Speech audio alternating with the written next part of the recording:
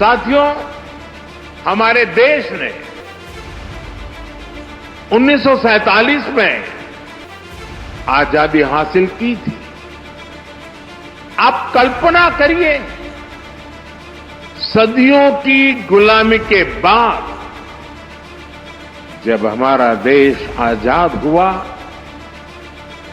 पीढ़ियों के इंतजार के बाद, लक्षावधि लोगों के बलिदानों के बाद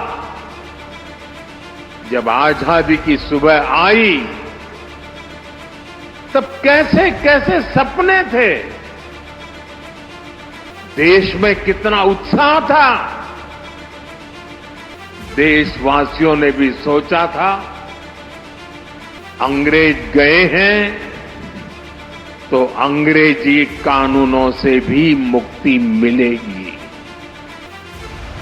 अंग्रेजों के अत्याचार का, उनके शोषण का जरिया ये कानून ही तो थे।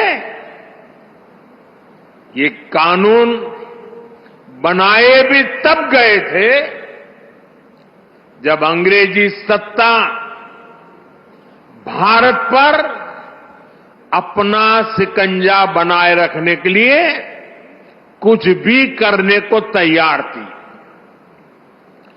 1857 में, और मेरे नौजवान साथियों को मैं कहूंगा, याद रखिए, 1857 में देश का पहला बड़ा स्वाधीनता संग्राम लड़ा गया।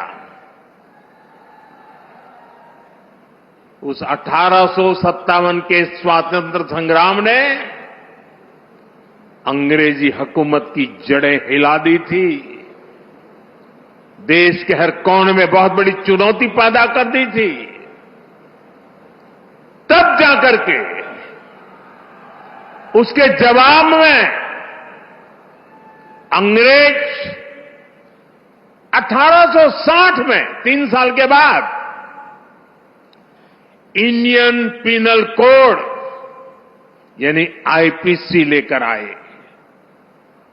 फिर कुछ साल बाद इंडियन एविडेंस एक्ट लाया गया और फिर सीआरपीसी का पहला ढांचा अस्तित्व में आया।